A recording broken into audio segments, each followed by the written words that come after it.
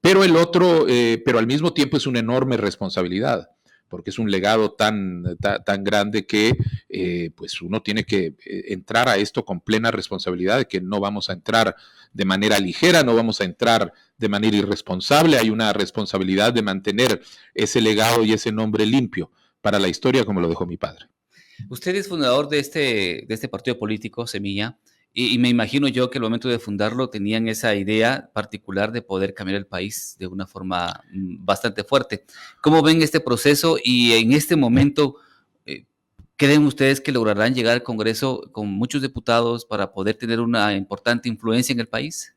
Mire, eso es lo que nosotros estamos trabajando y esa es la esencia de nuestra campaña. Nosotros estamos haciendo una campaña en donde le hacemos ver a la población que es cierto, estamos todos hartos de este sistema político, pero que este sistema político es el resultado de las decisiones que hacemos cada 4 años. ¿A quién votamos? ¿A quién llevamos al Congreso? ¿A quién llevamos a la municipalidad? ¿A quién llevamos a la presidencia de la República? Y que no podemos seguir votando de la misma manera como lo hemos hecho en estos últimos 20 años y esperar que haya resultados diferentes. Efectivamente, Semilla nació como con un proyecto para presentar una alternativa a esta política cooptada y corrupta de los partidos políticos de siempre y de los políticos de siempre que se intercambian entre partido y cancioncitas, y para plantear gente que en su enorme mayoría no nos habíamos dedicado ninguno de nosotros a la política partidaria, Claro. pero que decidimos dar un paso al frente porque nos dimos cuenta que parte del problema de la crisis política de nuestro país es que la gente honrada, la gente decente se ha ido alejando de la política, precisamente porque es el espacio que se ha venido llenando de gente corrupta, y entonces para no estar metido en esos temas se va dejando, pero el problema con eso es que le dejamos las decisiones políticas del país a esa clase política, a esa gente corrupta, y es necesario plantear alternativas, y esa es la tarea nuestra. Si queremos un futuro diferente, tenemos que votar diferente. Por ejemplo, se ha planteado esa idea de la izquierda rosa. ¿Qué le parece a usted este término que han utilizado? Porque está por un lado WINAC, MLP y por esta Semilla. ¿Cómo lo ve usted? ¿Cuál es su concepto al respecto de esto? Mire, se habla de la izquierda, pero la izquierda pasa lo mismo que la derecha. Tenemos izquierdas y tenemos derechas. Puede ser que desde algún extremo nosotros nos veamos muy rosados, desde el otro extremo nos van a ver muy rojitos. Y eso es lo que a nosotros nos pasa normalmente. Nosotros lo que pasa es que tenemos una identidad política muy clara, somos un partido político progresista, somos un partido político que tiene muy clara su orientación de lucha a favor de las grandes deudas históricas del Estado con el pueblo de Guatemala, y lo hacemos a partir de esta convicción de que no existe democracia sin justicia social y no existe justicia social sin democracia. Y en la defensa de la justicia social y de la democracia hacemos un planteamiento sobre la forma como Guatemala tiene que atender desde el Estado esas deudas históricas de salud, de educación, de nutrición, de todo tipo de deudas que son las que explican este país con un país rico con una población empobrecida, un país que en los últimos 20 años retrocede en vez de avanzar en términos del desarrollo, un país en donde la gente ha tenido que comenzar a huir y a irse a vivir afuera porque sencillamente el país o no ofrece oportunidades para vivir, como los migrantes que se van a trabajar a otros países y desde ahí mantienen al país, o huyen porque hay procesos de reconstrucción autoritaria en donde empiezan a perseguir a la gente que está defendiendo la justicia y la decencia, como el exilio guatemalteco que tenemos de operadores de justicia, jueces, fiscales,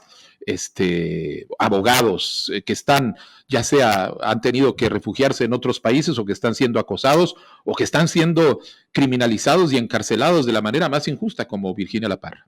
Exactamente, y en ese punto, ya entrando en materia del proyecto que usted trae con todo su equipo de trabajo y usted como candidato a la presidencia, de todos los problemas que tenemos, porque son bastantes, ¿cuál cree usted que es el que más surge resolver? Hay muchos temas: salud, educación, infraestructura, seguridad, desnutrición. ¿Cuál cree usted que sea el prioritario? No, mire, a ver, tenemos dos respuestas. Ajá. La primera es que hay que distinguir, yo creo que tenemos problemas muy importantes para resolver, pero al mismo tiempo tenemos problemas muy urgentes para resolver. Los problemas muy importantes para resolver son las grandes deudas históricas del desarrollo. Los problemas de salud, de educación, de seguridad, de falta de trabajo, la carestía de la vida, todos los problemas que generan esta precariedad en la que vive la enorme mayoría de los guatemaltecos. Recordemos que en un país rico como Guatemala, 6 de cada 10 guatemaltecos están en la línea de la pobreza o debajo. Esos son los problemas más importantes. Pero los problemas más urgentes son los problemas de la cooptación política del Estado, los problemas de la corrupción. Porque la razón por la que el Estado no está generando esas acciones para solventar esas deudas históricas es el hecho de que el Estado ha sido secuestrado, cooptado por una élite político-criminal corrupta que lo utiliza para el enriquecimiento propio y el intercambio de favores, de influencias entre otros grupos que lo que hacen es gobernarlo para sus intereses y no para el interés común. De manera que tenemos problemas urgentes, la corrupción, y problemas importantes, todas las deudas del desarrollo. Y lo que tenemos que tener claro es que no podemos dejar de atender unos y los otros. Tenemos que ir de manera paralela y simultánea atendiendo algunos. Yo le puedo decir algunos que nosotros creemos y en los que vamos a focalizar muchísima atención. El problema del empleo, fundamentalmente, porque la mayoría de los guatemaltecos está en esta situación de precariedad económica, con índices de pobreza, porque no se les da oportunidades para ejercer su derecho al trabajo, su posibilidad de trabajo o su productividad, ya sea que se empleen en algún tipo de puesto adentro o fuera del Estado para poder trabajar, sino además que tengan el respaldo para poder salir adelante con sus empresas. Entonces, uno es un gran esfuerzo para apoyar la productividad, para apoyar el empleo digno, no el empleo transitorio como estamos en esta situación del día de hoy, en donde el salario mínimo es la mitad de la canasta básica, exacto, en donde no hay, además del problema del salario, se le agregan al guatemalteco porque el Estado no funciona los costos de salud, los costos de transporte, los costos de educación, porque también inclusive se va a buscar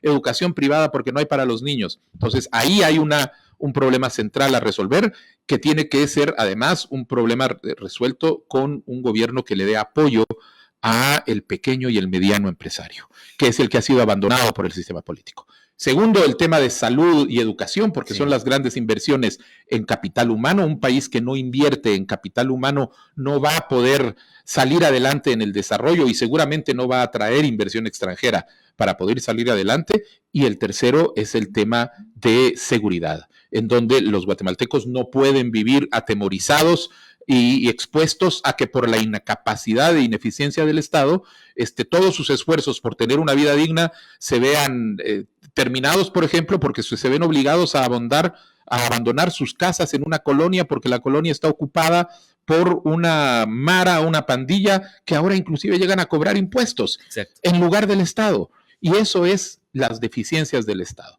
Esas serían, digamos, áreas. Pero en realidad las deudas históricas que nuestro país tiene son enormes, no vamos a resolver los problemas del país en 4 años. Nosotros tenemos muy claro que nosotros lo que podemos hacer es corregir el curso, sembrar los cimientos, pero tenemos que empezar a generar los grandes consensos que permitan que este país vaya, consensos en educación, en salud, en ambiente, en desarrollo, que sirvan como los parámetros para el desarrollo del país en los próximos 20 y 30 años. En el tema usted ha hablado de un tema urgente, el tema de la corrupción. Hemos visto que hay una comisión presidencial contra la corrupción bastante ineficiente, porque obviamente uno no puede fiscalizar su propia casa, ¿verdad? Efectivamente, Alex. ¿Usted estaría dispuesto a traer un ente internacional parecido a la CICIG al país? Mire, nosotros lo que vamos a hacer es, en primer lugar, vamos a construir sobre las capacidades que dejó la CICIG. Uh-huh. Las mejores capacidades que dejó la CICIG están ahora precisamente en todos esos operadores de justicia que o están exilados o están siendo perseguidos o están siendo encarcelados precisamente porque le han plantado la cara a la corrupción desde adentro del sistema de justicia. Uh-huh. Con estos guatemaltecos que son los que más entienden y guatemaltecas que son los que más entienden hoy cómo funciona la justicia, vamos a poder hacer un diseño y la implementación de una lucha contra la justicia, entendido que esto No se trata de una comisión presidencial, que efectivamente es absolutamente inútil y diseñada para fracasar, para no tener efectos, sino un sistema nacional anticorrupción, que tenemos que reconocer que la corrupción es un problema que está extendido en todo el aparato del Estado, pero no únicamente en las instituciones públicas, está también en la sociedad. Parte del problema es la tolerancia que nuestra sociedad ha desarrollado a la corrupción y que lo lleva a elegir, por ejemplo, diputados o candidatos presidenciales o alcaldes en el que todo el mundo conoce las historias de corrupción y sin embargo se les vuelve a dar el voto de confianza. Voy al corte, si me lo permite, candidato. Me acompaña Bernardo Arévalo, él es candidato a la presidencia del partido político Movimiento Semilla. Vamos a ir a un corte, ya estamos en vivo a través de Facebook Live para que comparta la transmisión y también en Twitter a través de esta plataforma. Vamos al corte y ya regresamos.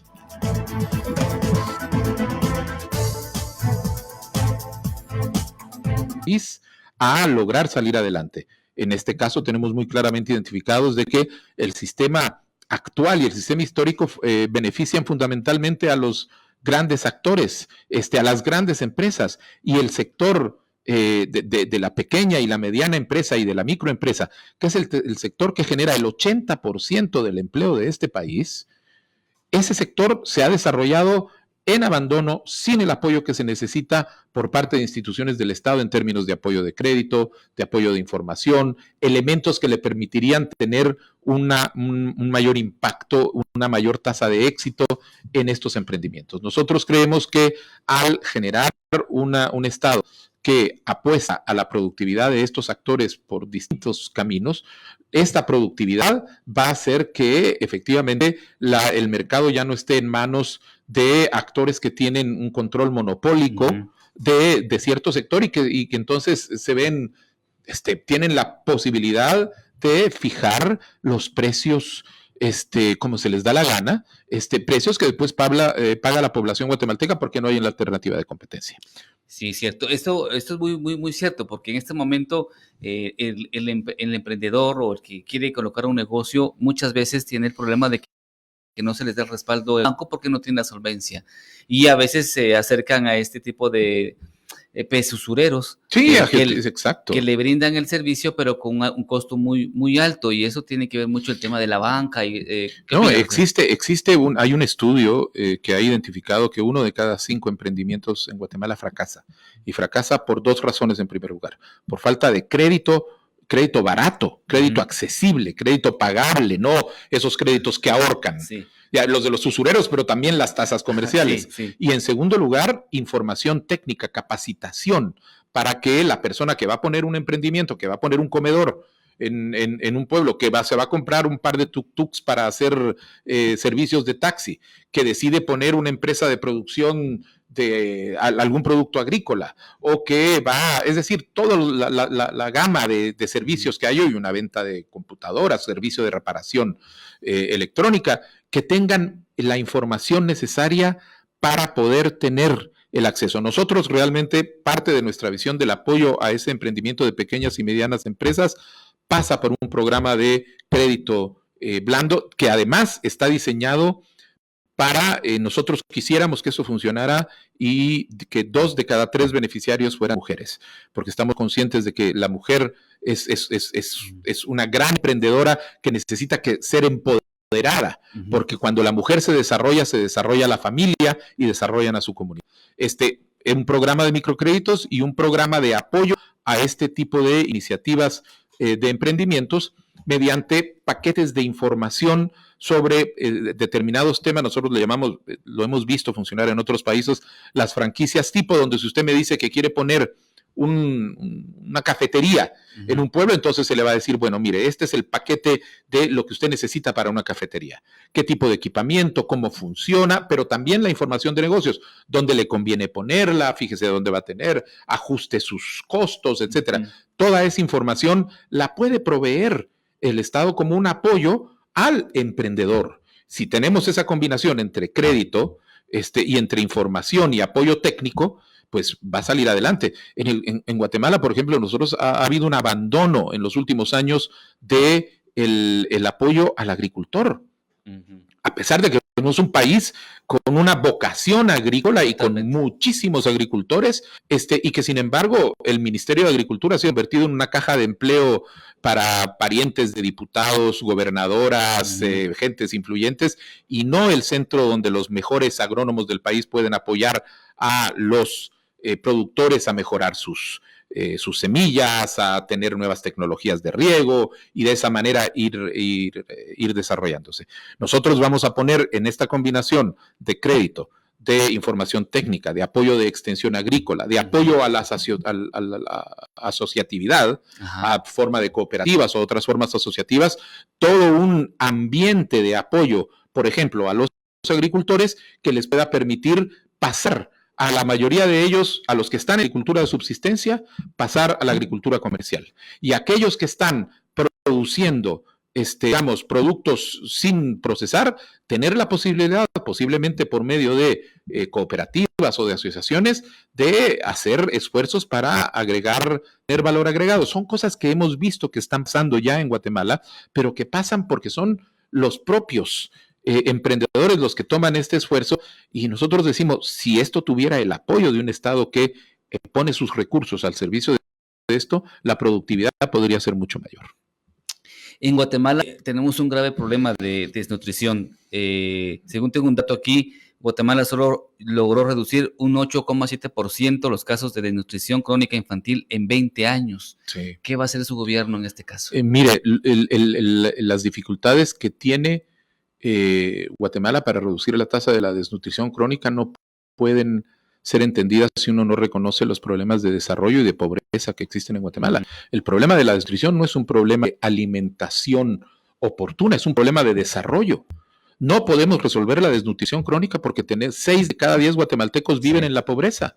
Eso quiere decir que viven en la precariedad y que o no tienen dinero para alimentos o que optan por los alimentos más baratos, muchas veces los más dañinos, y que todo ese círculo genera condiciones que le impide a la gente tener la nutrición necesaria para salir adelante. O que comen un tiempo de comida. O que comen un tiempo de comida y a veces una tortilla con sal y algún vegetal encima y no tienen nada más.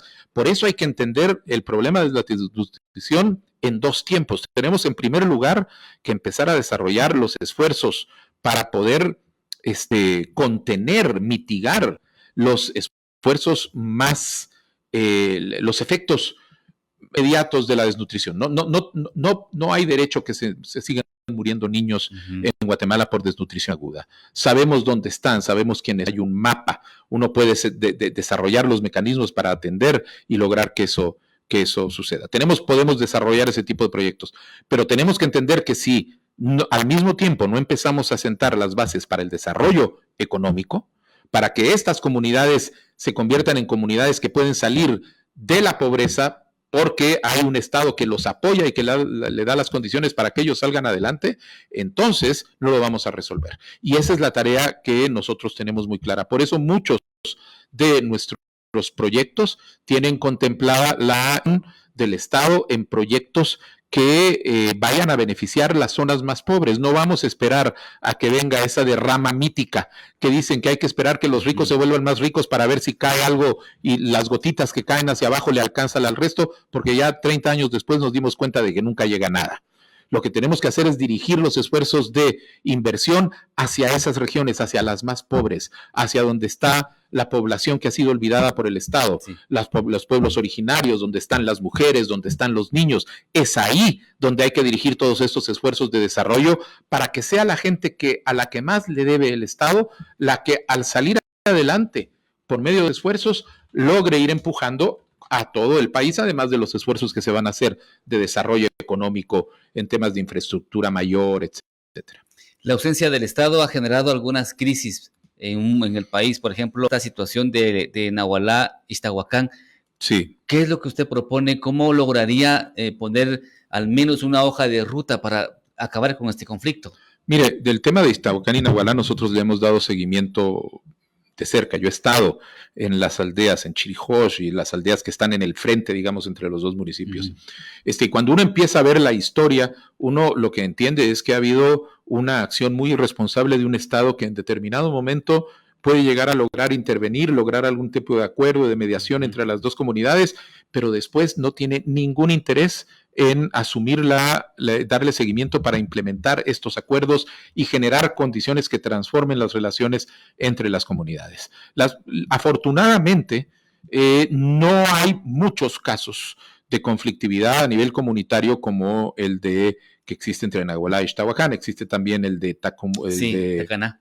El de Tacaná, en las montañas de San Marcos, y alguno más, o sea, no son muchos, pero hay que ponerles mucha atención porque la forma como se han venido desarrollando es precisamente por efecto del abandono del Estado, que tiene los recursos para lograr facilitar esos acuerdos entre las comunidades y sencillamente no le interesa.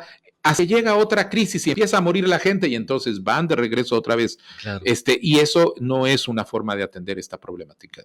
Eso quiere decir que cuando uno empieza a invertir, acompañe las intervenciones con proyectos de desarrollo, la gente vea que este acuerdo además no únicamente es un acuerdo que les permite vivir en paz y ya no tener miedo, sino que además genera bienestar para las comunidades porque permite que llegue el Estado, que atienda, que construya escuelas, que haya puestos de salud, que haya una serie de cosas, entonces se va a salir adelante. Pero todo el mundo dice lo mismo, llegan, paran, logran, porque ponen al ejército y a la policía para que la gente no se siga matando y después se dan la vuelta y se van. Claro. Nunca se corrigen las condiciones de origen y eso es lo que hay que hacer.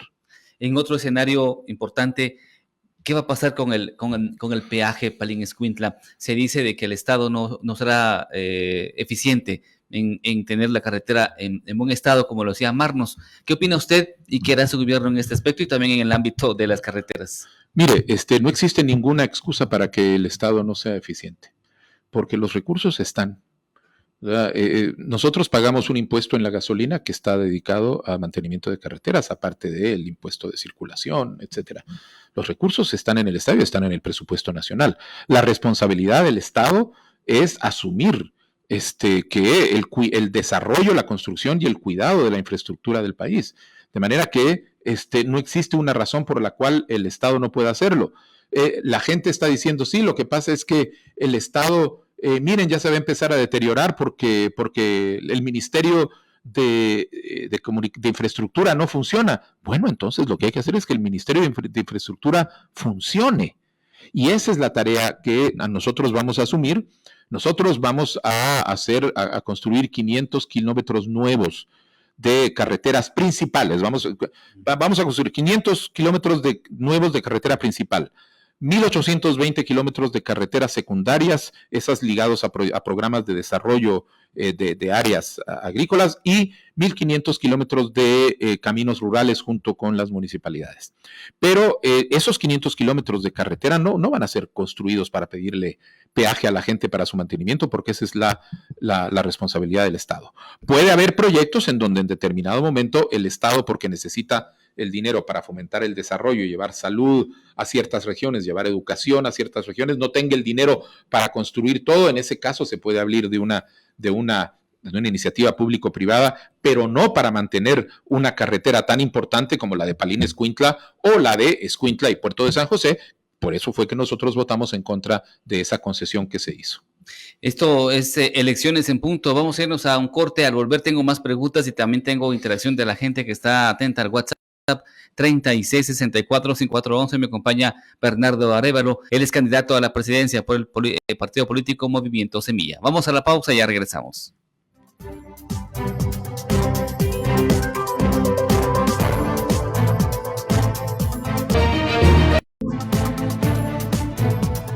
Ya estamos de vuelta, gracias por acompañarnos en el espacio Elecciones en Punto, hoy conociendo otra propuesta electoral. Me acompaña Bernardo Arévalo, él es candidato a la presidencia por el Movimiento Semilla. Tengo muchas preguntas, pero también tengo temas que no han quedado aquí abordados, por ejemplo el tema de la seguridad. ¿Cómo no? Es un tema preocupante, lo pregunto a veces de primero, lo dejo de último porque es un tema que no puede faltar. ¿Cuál es su propuesta? Porque X candidatos han propuesto sacar al ejército a las calles, otros proponen una dignificación a la Policía Nacional Civil. ¿Cuál es su propuesta concreta, licenciado? Mire, no hay una sola medida que va a dar una solución a un problema tan complejo. Nosotros vemos 3 resultados que necesitamos para resolver el problema de la criminalidad, de la violencia, de la inseguridad en Guatemala en general. El primero es recuperar para la sociedad, para los ciudadanos, las calles y los territorios que ahorita están en manos de bandas criminales, sean estas maras en la ciudad o sean grupos de traficantes de drogas o de cualquier otro tipo de tráfico en áreas rurales del país. La segunda medida es recuperar las cárceles. Hoy el Estado perdió el control de las cárceles. Las cárceles están en control de grupos criminales que están funcionando como universidades del crimen y como call centers de las extorsiones, porque desde ahí salen las llamadas. Sí. Y el tercer elemento es empezar a utilizar, desbaratar, desarmar a las bandas criminales utilizando a la inteligencia policial y a la investigación criminal, que son elementos que han quedado marginados dentro del aparato de seguridad guatemalteco. Cada una de estas requiere, para el primero, hay que apostarle a una inversión muy fuerte en el desarrollo de la Policía Nacional Civil. Nosotros tenemos programado tener 1,200 nuevos elementos, pero además de una Policía Nacional reconstituida, la Academia de la Policía Nacional no puede dar un cursito de 6 a 10 meses, tiene que dar un curso de varios años. Hay que dignificar al policía, evidentemente, hay que dotarlos del equipo adecuado, hay que dotarlos de condiciones, es decir, esa es una de las medidas para poder hacerlo. Hay que dedicar al ejército a asegurar la soberanía territorial para evitar que haya penetraciones o tráficos de todas estas drogas. Eso es por aire, mar y tierra. Entonces, la policía a las calles, una policía fortalecida y preparada para atender estas cuestiones, y el ejército a asegurar las fronteras, que es por donde penetran. Las cárceles va a haber que, primero tenemos un problema de hacinamiento, quiere decir que tenemos que ampliar el sistema carcelario, y nosotros tenemos fondos para construir, por ejemplo, una cárcel para presos por delitos graves, que además esté efectivamente blindada para evitar que salgan transmisiones de todo tipo de frecuencias para eso, adicional a la cárcel de Mazagua que se está construyendo ahora, pero además hay que revisar el modelo penitenciario y profesionalizar a la carrera de guardia penitenciario, que ahorita no está profesionalizada. Y lo tercero es que tenemos que crear la carrera de servicio de inteligencia, profesionalizar servicio de inteligencia, que últimamente, en el caso de la DIGICI, ha pasado de ser una inteligencia que está creada en LI para investigar el criminal del país, a ser utilizada otra vez para perseguir a opositores políticos, a gente molesta que anda protestando, como en la época del Estado contrainsurgente. De manera que con esas tres medidas, recuperar las calles, recuperar las cárceles, el control de las cárceles y construir la capacidad de inteligencia, la capacidad del Estado de asegurar la seguridad de la población va a aumentar mucho. Y a eso le puede agregar la seguridad preventiva por medios de policía comunitaria, donde la Policía Nacional Civil tiene que trabajar junto con la comunidad para gestionar su propia seguridad. ¿Cree usted que legalizar las drogas reduciría drásticamente este tema del narcotráfico y la violencia que genera en el país? Mire, yo creo que efectivamente si uno lo que hace es reducir la carga que genera cierto tipo de tráficos, pues evidentemente eso permite que la fuerza restante se concentre en el tráfico de drogas pesadas, de drogas duras, de cocaína, de heroína, o de precursores para drogas sintéticas como el fentanilo. De manera que nosotros creemos que en el caso de la marihuana tenemos que ir a una despenalización de los usos de la marihuana, empezando por crear el reglamento que permita y que regule el uso medicinal de la marihuana, que ya está permitido pero no está regulado, y entonces eso es lo que detiene que la marihuana se use medicinalmente. Pero creemos que en la mayoría, al tenor de muchísimos países del mundo que ya han ido avanzando en esa dirección, sí se puede hacer una despenalización de uso recreativo controlado, y eso lo que hace es que le quita esa área de recursos a la criminalidad del país. Hospitales en el país en mal estado, o al menos en situación complicada, ¿cuál es su propuesta para poder mejorar esta área de salud en el país?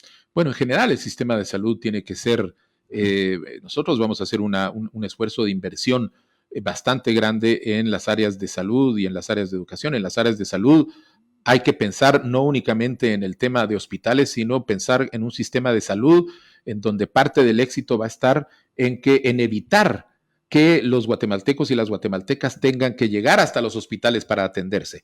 Y eso implica tener una red más efectiva de atención en primer nivel, a nivel de puestos de salud en comunidades, centros de atención permanente que tienen que estar ya con todos los médicos y que tendrían la posibilidad de resolver la mayoría de los problemas para evitar que lleguen hasta los hospitales. Nosotros tenemos previsto construir 400 puestos de salud en comunidades que hoy no las tienen, 50 centros de atención permanente y en el tema de hospitales, además de asegurarnos el problema de equipamiento, de recursos humanos, equipamiento técnico, médico, abastecimiento de medicinas, vamos a invertir en la construcción de un hospital que para nosotros es emblemático porque es es el Hospital Nacional contra el Cáncer. Porque la enfermedad del cáncer es una enfermedad que afecta a muchísimas familias y es terrible no únicamente en términos del sufrimiento que genera a las familias, a los pacientes y a las familias, sino además porque en una sociedad como la guatemalteca lleva a familias a endeudarse de manera enorme, a vender los bienes que se han ido comprando, a hipotecar el futuro de la familia con tal de salvarle la vida a los seres queridos. Vamos a construir un Hospital Nacional contra el Cáncer precisamente para evitar que los guatemaltecos se vean obligados a recurrir a a atención en el cáncer privada, porque no existe un hospital con la capacidad de atenderlos de una manera adecuada. Y vamos a hacer, por ejemplo, en otro tema de otra enfermedad que afecta enormemente a los guatemaltecos, que son las enfermedades renales. Nuestro país tiene un índice muy alto de enfermedades renales. Vamos a hacer una reestructuración de la edad de atención al enfermo renal crónico, la UNAERC, que está prácticamente en un estado de disfuncionalidad a partir de varios problemas que ha habido en el pasado.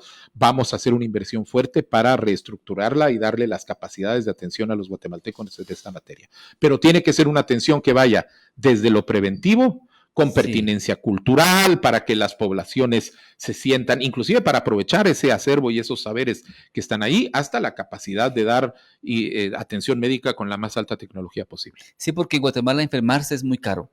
Y hay mucha desconfianza en el sector público y privado. Mire, es muy caro, especialmente también por el costo de las medicinas. Eso. Guatemala, usted lo debe saber perfectamente, Guatemala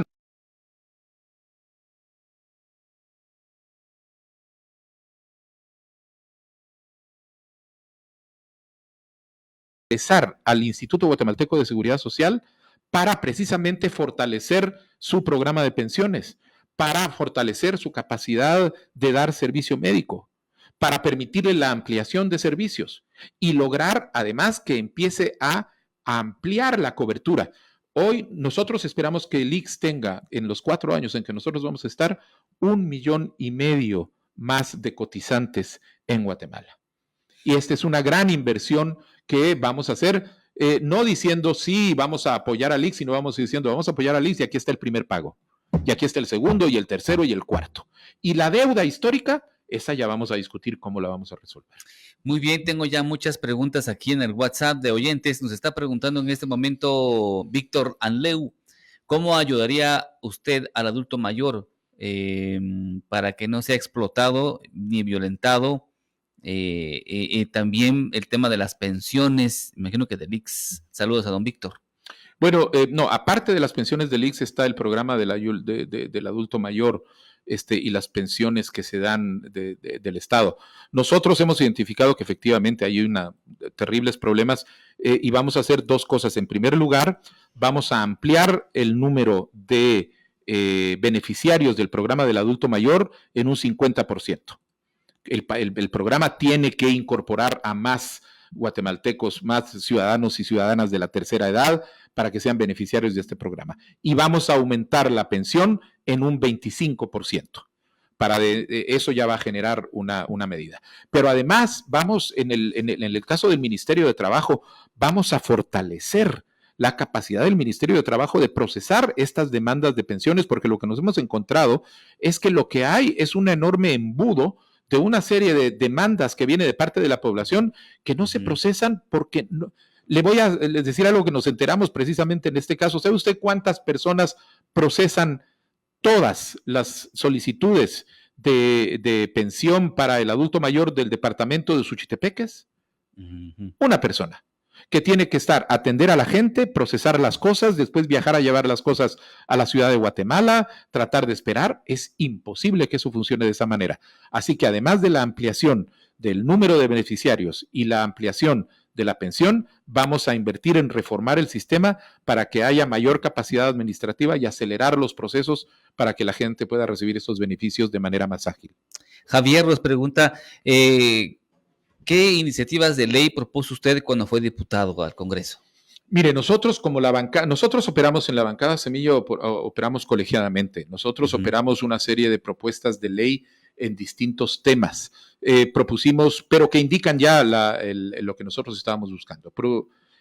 Una iniciativa de ley para Internet gratuito, que la solicitamos cuando al comienzo de la pandemia se suspendieron las clases y los niños pasaron a recibir las clases virtuales en un país en donde únicamente el 17% de los hogares tienen acceso a Internet, porque parte de este acceso es caro, hay que pagarlo en un país con 60% de pobreza. Entonces presentamos esa iniciativa para que todos los niños y las niñas en ciertos puntos, instalaciones educativas, pudieran tener este acceso gratuito. Pusimos ya esta idea que le estoy diciendo de la empresa pública para las medicinas, que vamos a hacer desde el Ejecutivo, lo propusimos desde el Gobierno de la República por una iniciativa de ley para que esto pudiera ser considerado. Hicimos una iniciativa de ley para la construcción de redes de guarderías, centros de cuidado infantil, se les llama, pero son las guarderías para permitirle a las mujeres, muchas veces de ellas cabezas de hogar, que tienen niños pequeños, poder tenerlos en un lugar donde tienen garantizada la atención, inclusive la nutrición, y poder ellas dedicarse a trabajar. Tenemos la ley de fortalecimiento de la DIACO para la defensa del consumidor.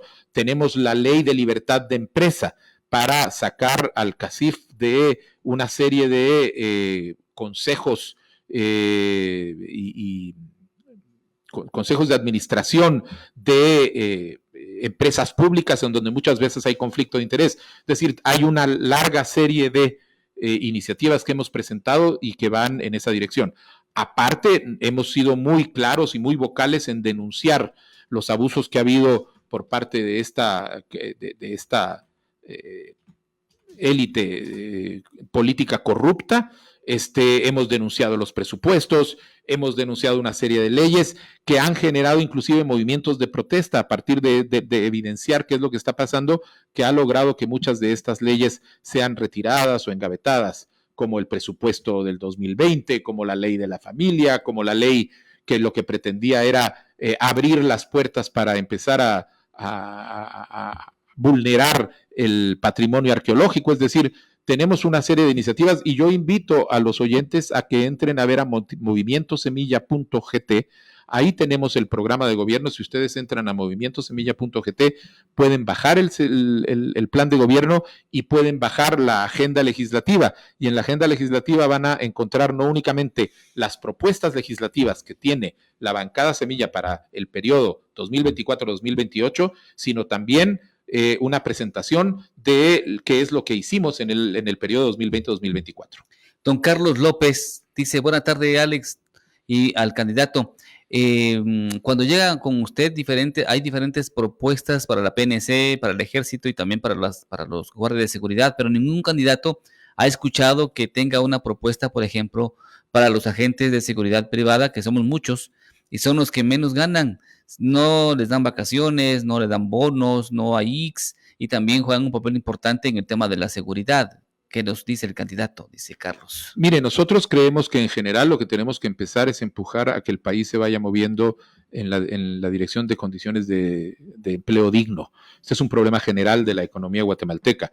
El compañero que le acaba de hablar es un guardia privado, está contratado por una empresa y las empresas tienen que ajustarse a lo que esté establecido en la legislación laboral. El problema es que muchas veces no lo hacen. Y aquí hay problemas tanto de cumplimiento de las leyes laborales, y nosotros vamos a tener un ministerio de trabajo que efectivamente va a retomar con una inspectoría de trabajo muy fuerte toda esa exploración para evitar que haya este tipo de abusos, y que por el otro lado, alrededor de las empresas de seguridad, va a evitar que haya empresas que operen fuera del marco de la ley de empresas de seguridad, en general, en lo que quiere decir fuera de cualquier marco legal, y que entonces se den situaciones como la que señala la persona. Vamos a ser muy duros en la protección del empleo digno y en la regulación de las empresas de seguridad para que no haya estos abusos.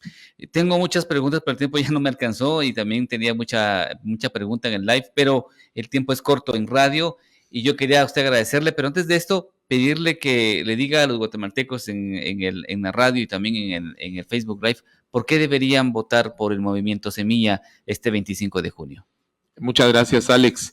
Miren, hay que votar por el movimiento Semilla porque tenemos que rescatar el país. El país está en una coyuntura crónica y crítica. Si seguimos votando de la misma manera y entregándole el poder a los mismos partidos que son más de lo mismo, a los mismos políticos que siempre vienen cada 4 años con las mismas promesas vacías que no tienen intención de cumplir, lo que vamos a hacer es empujar al país nuevamente al precipicio, un país que ya está en el borde, que ya empezó a caer en ese precipicio. Los guatemaltecos y las guatemaltecas tenemos en el voto la herramienta más fuerte para darle un destino a nuestro país, un destino diferente si votamos diferente. No podemos tener un futuro distinto si seguimos votando por la misma gente. Tenemos que votar por la gente no únicamente que tiene las propuestas técnicas específicas, que sabe lo que tiene que hacer. Nuestro plan de trabajo inclusive está calculado en términos presupuestarios y sabemos de dónde vamos a sacar el dinero. Ese es un elemento. Lo segundo es que demuestren que tengan la seriedad, la voluntad política para hacerlo y la honradez para hacerlo. De nada nos sirve una muy buena propuesta en boca de alguien que ya ha demostrado que ha gobernado corruptamente, ha sido parte de algún proyecto político corrupto o que está dedicado a la política exclusivamente como una forma de carrera personal y no como una forma de servicio. Voten diferente, voten por un futuro distinto, voten Semilla.